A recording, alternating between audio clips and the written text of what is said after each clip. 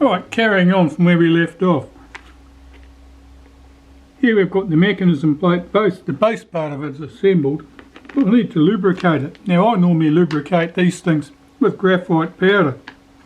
I've got some loose here in the container I normally do it in. The graphite powder comes in a container like this. It's made for lubricating locks generally. You find it at most hardwares.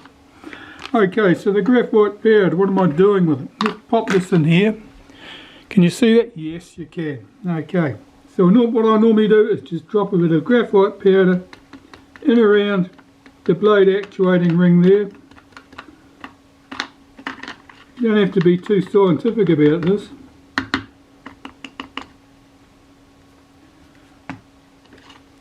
And then I work the blade actuating ring backwards and forwards. Tip it up this way, tip it up that way, tip it up the other way. Get that powder down in amongst it, and basically it'll find its way into the working surfaces and lubricate them.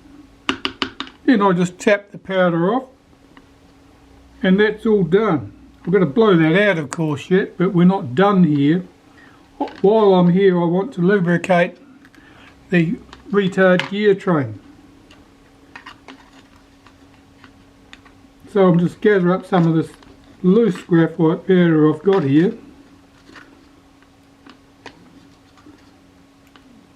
Drop it into the retard gear train, holding back the tab at this end.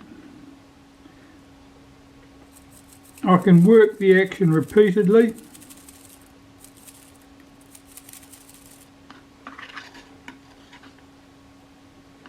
Rub a bit into it, gets into those pivot points there.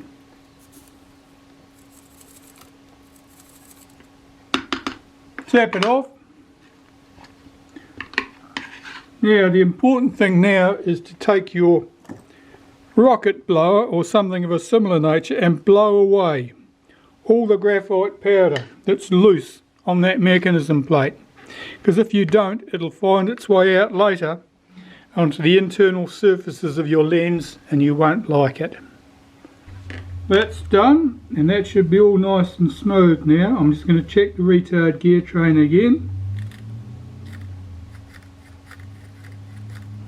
That sounds lovely. Sounds just as I want it to be. Let's put this aside. We need to clean up some components to put back together. And we can start with our 5 shutter blades. Now I'm looking at the state of these. They're a bit oily looking.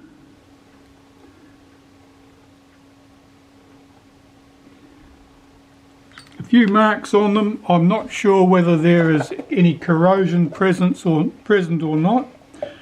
You can deal with minor corrosion problems on blades. So I'm just going to start with some cigarette lighter fluid and just swab these blades down.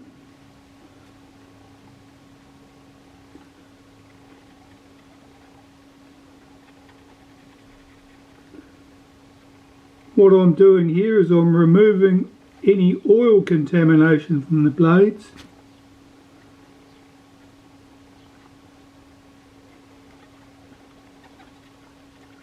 Because oils will stick the blades together. Anytime you get surfaces that are smooth, particularly thin, like things like this, and you get oil on them, they'll stick together. They'll stick like glue. Let's turn these over and do the other side.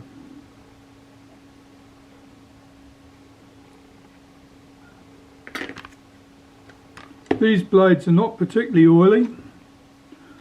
Sometimes you'll find shutter blades are very oily.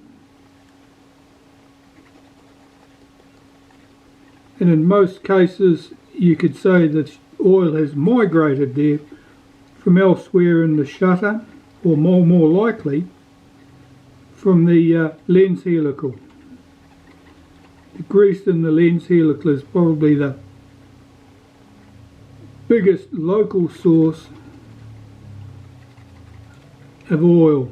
to settle on shutter blades. Right, so now I've cleaned those blades, and I'm not particularly happy with the state of them.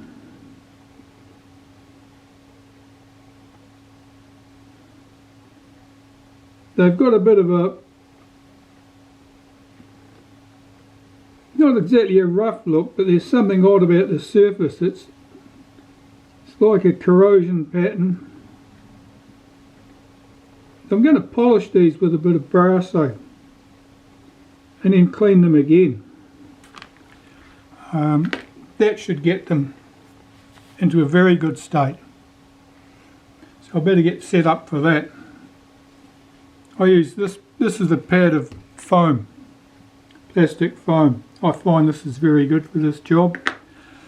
You can do this just on a folded up newspaper or something, but they tend to fragment and fray and cause you grief.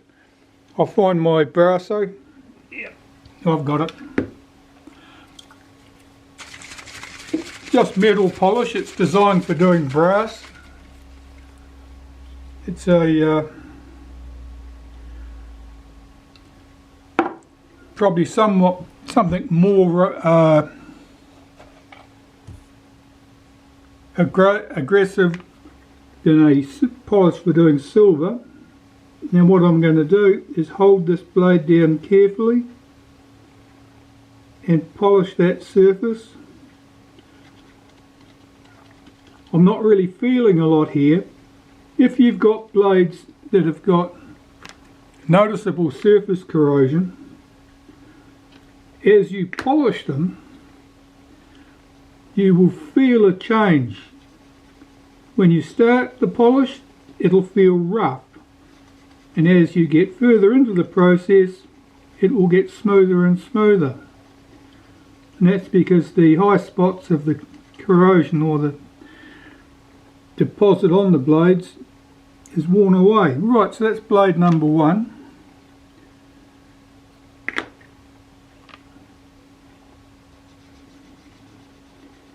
Now be careful when you're doing this not to catch the blade with your cotton bud and bend it, because if you get carried away you'll do that. If you bend a shutter blade, your chances of getting it flat again are pretty much nil.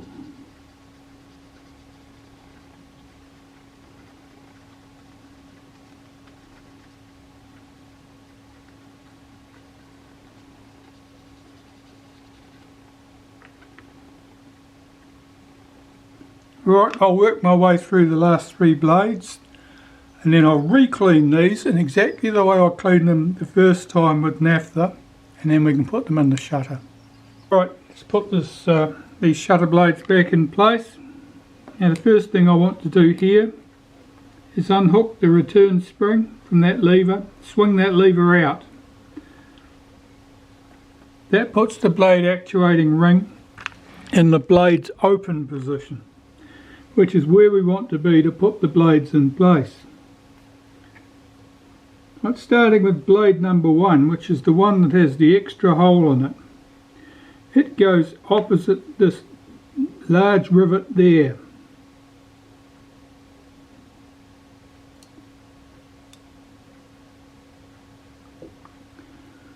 The other blades are all identical to each other. Blade number 2 goes like that. The blades are put on the shutter in an anti-clockwise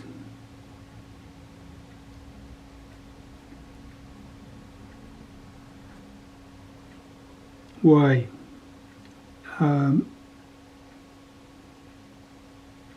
Why is anyone's guess. I don't think it makes a lot of difference, but it's the way it's done. This blade's got a bit of a mark on it. I'm just going to give it another wipe.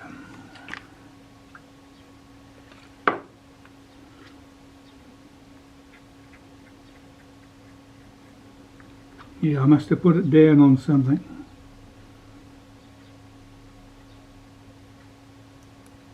Alright, there's our blades all in position. Now we need to get the case over the top. Now on this shutter, the little tab here for setting the apertures sticks out a little bit. You may find it's a nuisance, in which case you can remove it with that single screw there. I'm going to try and work around that. Now the way this goes on, there are two holes, mounting holes, here and here. They're fairly close together. The other one is way over there. They match up with these two holes here. So I'm going to bring this over to the edge of the case so that I don't catch this thing over the side there, and see if I can get this case over without it being a fight. Well, it's on, but I'm not sure I'm rotated correctly. Let me just...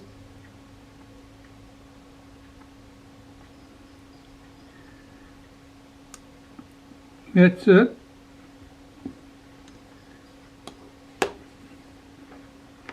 Just line up these three screw holes, and we have three screws who are identical to each other. They're quite long, and they hold the mechanism plate and the shutter case together. Now when you put these screws in, don't tighten them right up. Just take up the slack. That's because there's always a chance that when you're putting the case over the top of the mechanism plate, you displaced one of the blades, or more than one of the blades. And if they're not sitting comfortably over their various pivots, they're in danger of getting damaged. Right, so I can tip that over and try the lever and check to see that the blades swing closed and open smoothly. And we can see that they do. So now I can go back and tighten up these three screws.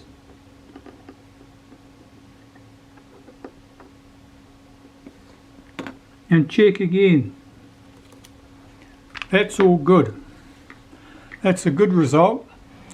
And now I can move on to putting all the other components, the control gear, into the shutter. The gear that controls when the blades open and how long they stay open.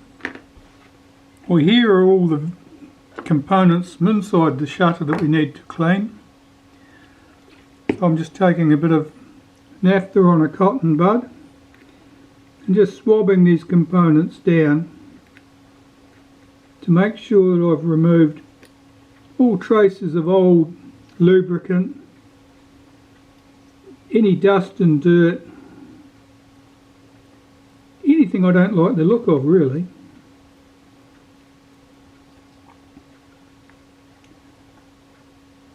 Just be careful with the screws, just dab at them gently, don't wipe at them energetically or they'll catch on the cotton bud and flick off into the distance and you'll never see them again.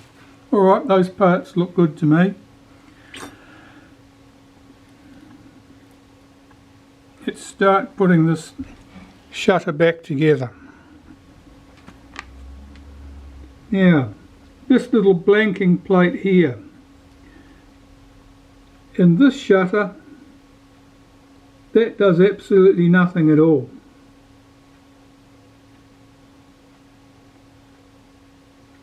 It's just covering up a hole in the case.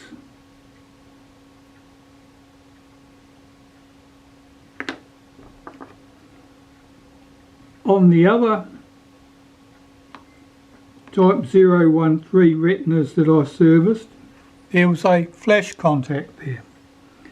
This shutter doesn't have one. There wouldn't have been a lot of extra cost in fitting one, but that was part of the specification for the shutter, that this one was not flash synced.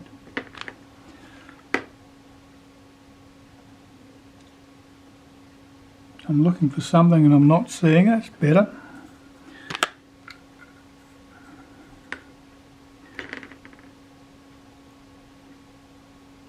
This spring is the high speed spring.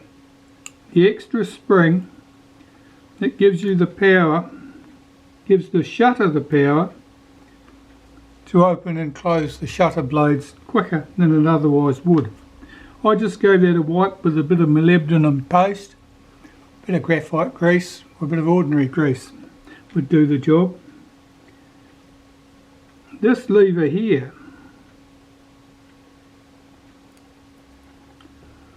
is the return spring for the shutter. Now that spring looks a little bit crazy shaped to me. I'm not 100% happy about that. It may or may not work very well. I'll put this B lever in first anyway. The B lever has a shoulder screw. It holds it in place. And the lever must be free to rotate around that shoulder, not be trapped underneath the shoulder. So yes, that moves smoothly.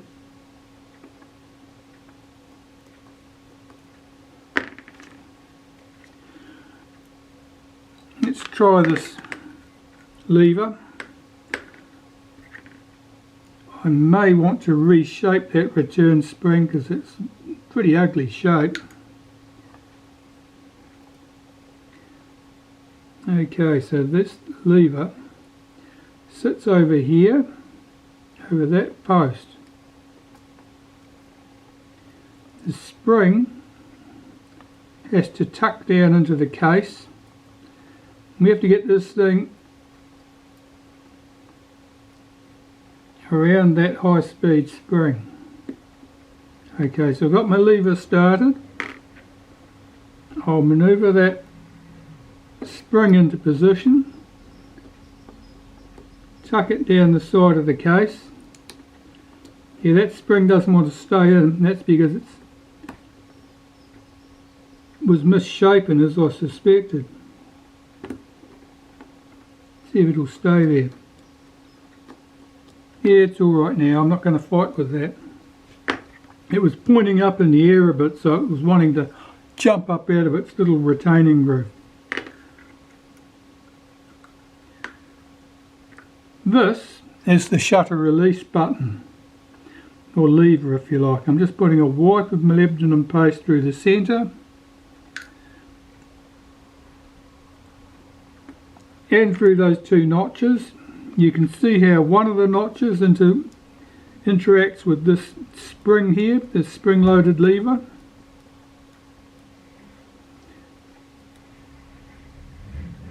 At the other end we have this catch. This catch fits onto the plate there. Now that hole where this post fits into is right on the edge of that recess. And what that means is that it's somewhat tricky to get this thing to sit down correctly, because the post doesn't want to feed into that hole smoothly. I think it's in, and that's retained with a single small screw.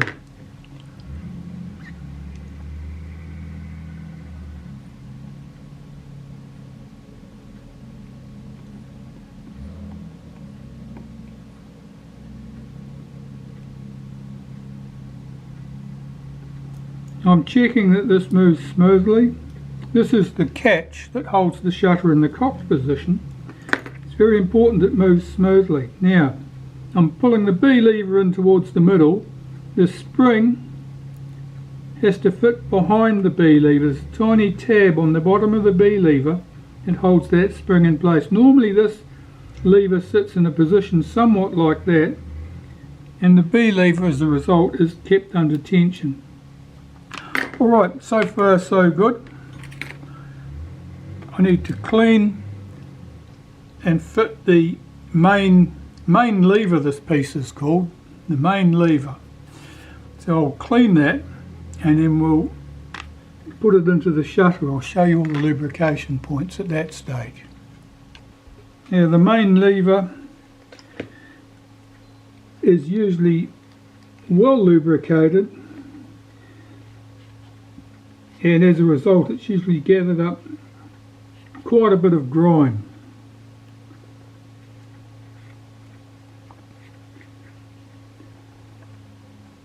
Around the centre here, that's where it revolves around the lens tube of the mechanism plate. That needs to be cleaned so we can lubricate it.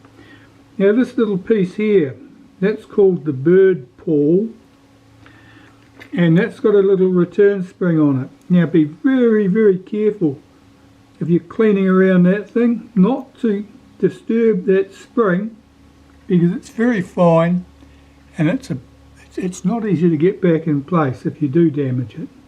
Let's give that spring a wipe. I'm going to consider that good. So lubrication. For the main lever, I take some molybdenum paste, and you can use graphite grease, you can use synthetic grease, and I go around the outside edge and the inside edge.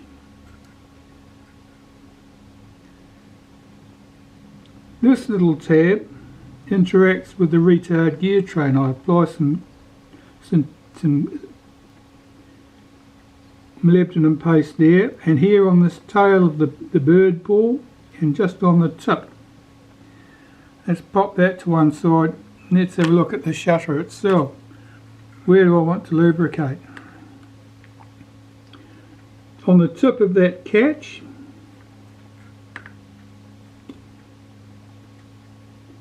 this piece here, that little sector gear, the side of that is where this interacts with it.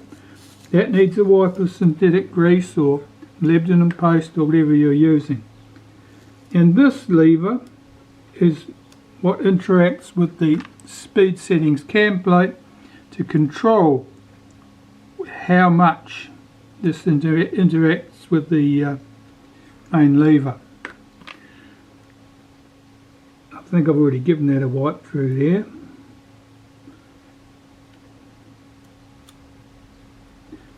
That looks okay. Now I want to get the main lever in place in the shutter. The spring on this slides down underneath there. I say slides down, it doesn't want to go. That's better.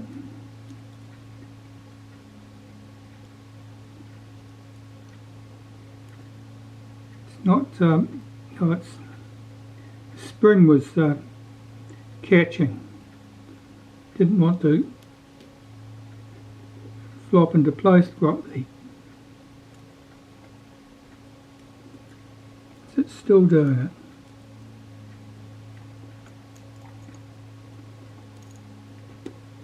Drop that over the top. Now pull back this lever at the end of the speed train, hold that back, swing this one back out of the way, and that should allow this lever to drop down into position.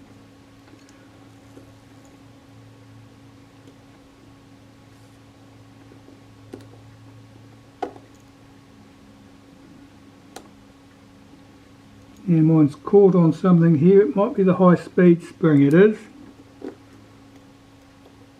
I've got the high speed spring round on the wrong side of its tab. It should be there. This should float round loose over here. That's better.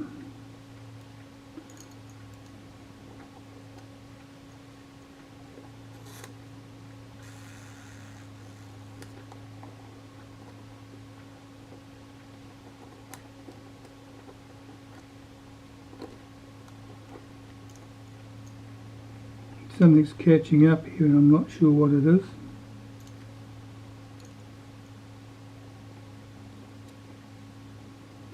Might be my spring.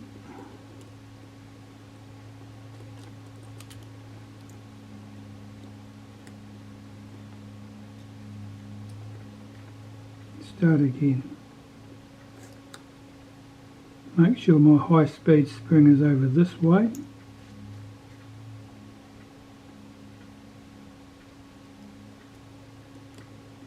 Slide that spring in underneath.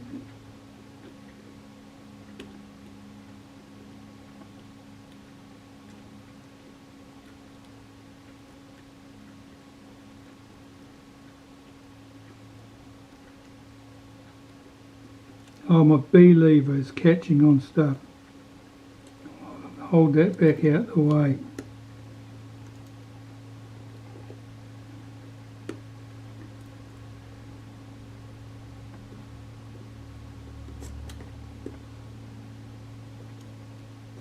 That back, that back, that back.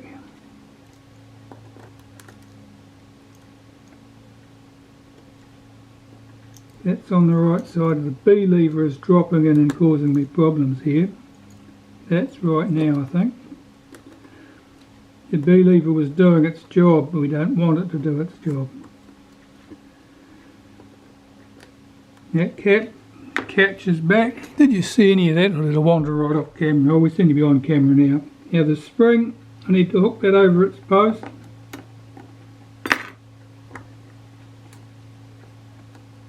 I'm just checking that this moves. It appears to move nicely.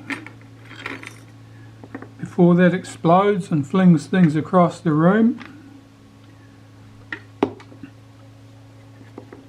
we'll clean the speed settings cam plate. And this does about 3 jobs. It sets the shutter speeds.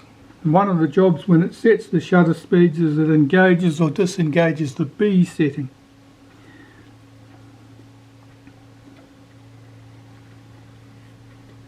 It also disengages or engages the high speed spring for the spring up here for the 500th of a second. Right, so I'm taking some molybdenum paste. I'm going to wipe it around the inside edge. Around here where it engages with the tab on the retard gear train, and up here in that tab there is where it engages the 500th of a second speed spring. Now I'll try swinging this into place. The B lever is almost certainly trapped underneath. There it is. It's free now.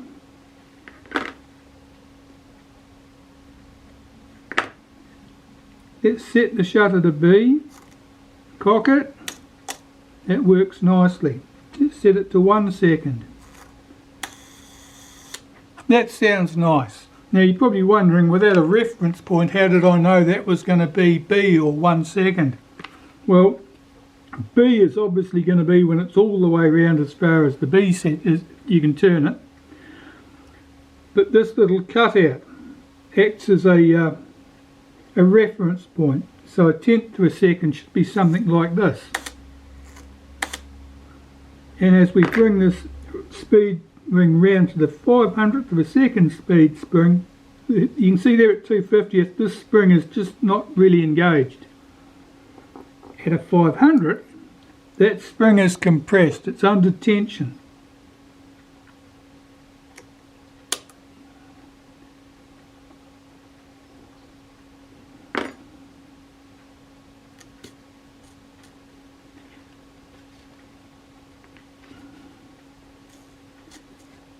Oh, something's popped out of place here, is the, yeah. I'd allowed that plate to lift, and as it lifted it would jam this catch underneath it. That all looks to be good. I'm going to fit the front plate now and close the shutter up. So I just want to wipe the surfaces inside and out, and this can go back on the shutter. It only goes on in one position, You drop the 3 tabs into position. I was just catching on that tab there. And then rotate this clockwise slightly till this little rivet is in line with that other little cutout. And taking your special screwdriver, which looks something like that,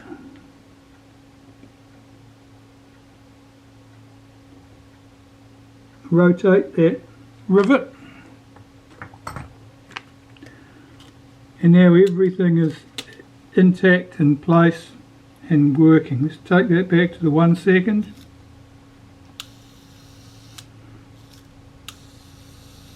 It's running nice and smooth, no hesitation. 25th, a 10th, a 250th, and a 500th.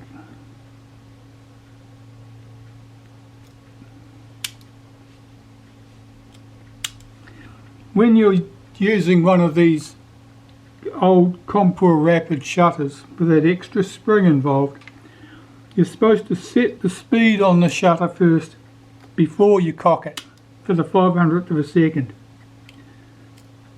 Otherwise you'll find it very hard. If you cock the shutter first, you'll find it very hard to try and turn that ring because you're engaging that second spring. Alright, I'll just check these 2 screws on the front. That all looks good. We'll get the outer case and things on now, I think. Here's the outer case.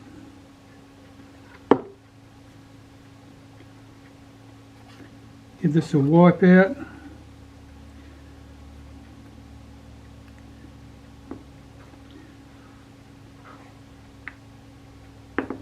This should fit on.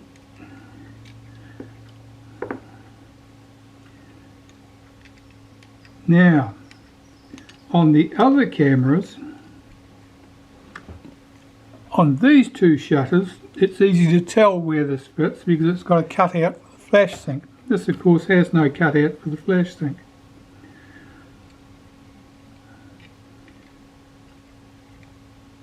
So it's going to go there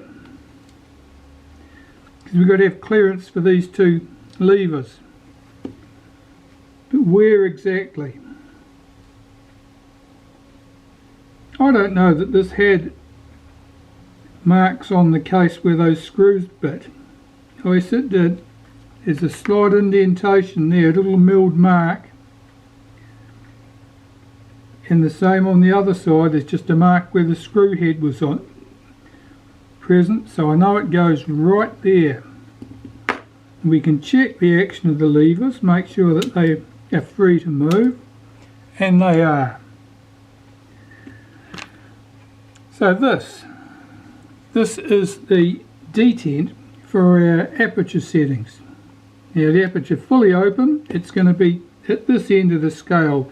These divisions are not evenly spaced, they're wider apart at the maximum aperture, which is going to be round there.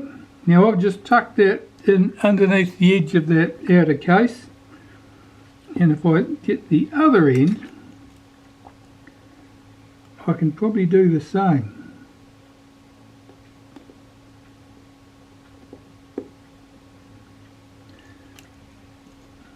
Just pulling that back with the tip of a screwdriver. Tuck that in there, that's good. And those 2 screws that located the outer case, I'll just run those until they touch. And not an awful lot more. Now we should have our detents. You can see that's accurate at 3.5, 4.5, all the way through to F16. Well, apparently accurate. We don't know that the arm's not bent, but we'll assume that that's correct. Shutter's working nicely. Need to clean and fit the lens. So I'll start by putting that dress ring on the front of the shutter.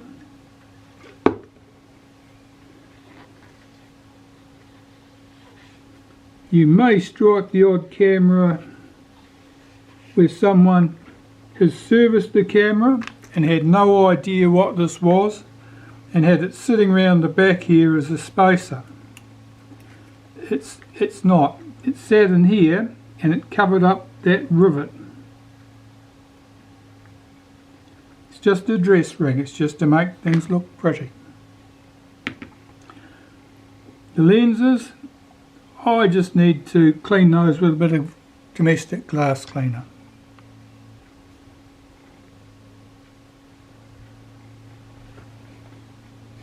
Right, taking some domestic glass cleaner, I can see that this lens here, the inner surface, has got marks on it like fungus.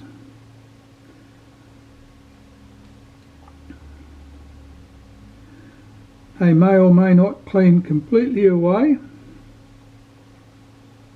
Yeah, they look pretty good. Now, don't spare the cotton buds. Every time you touch one to the glass, you've used it. Get another one for the next part.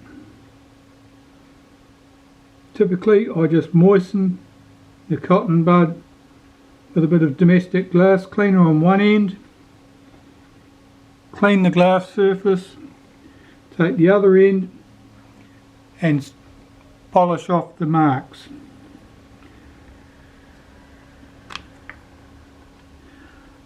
I'll just get another one.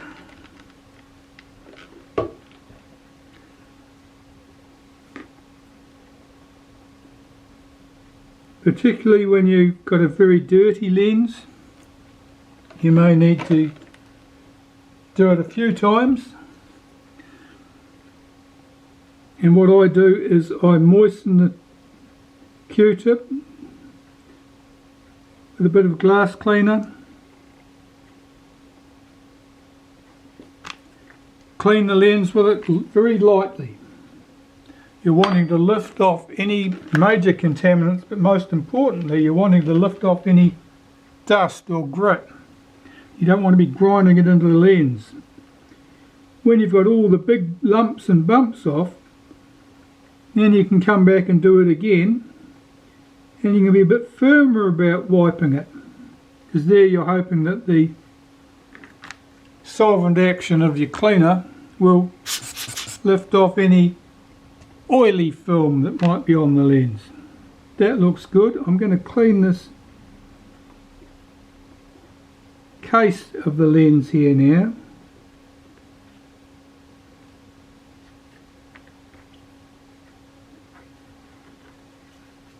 Had a bit of an oily look to it. There's some sort of contaminant on there. Probably oil.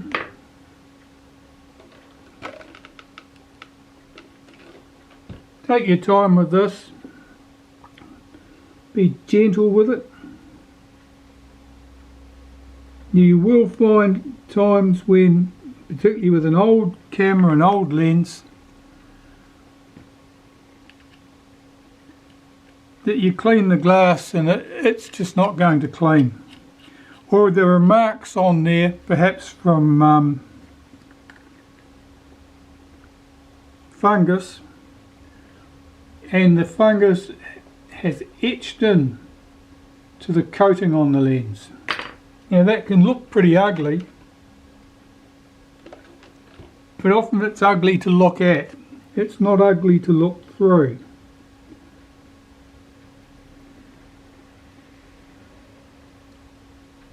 Often those marks really don't affect light passing through the lens. Okay. Where's that dress ring? Here it is. Put my lens back in place.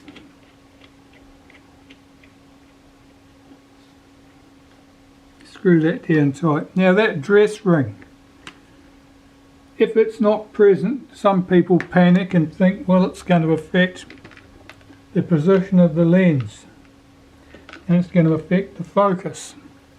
But that's not so, because that dress ring sits in a space. It's in a recess. it's not holding the lens up, it's just floating in space really.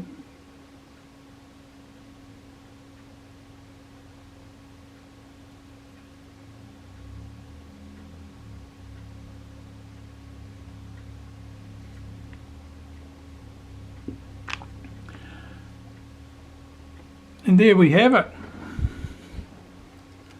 That's a shutter and lens assembly, all cleaned, serviced, ready to go back into the camera body, which is just as well. In the meantime, I've serviced its two mates as well. So that was shutter number 3. This was the first one we started with.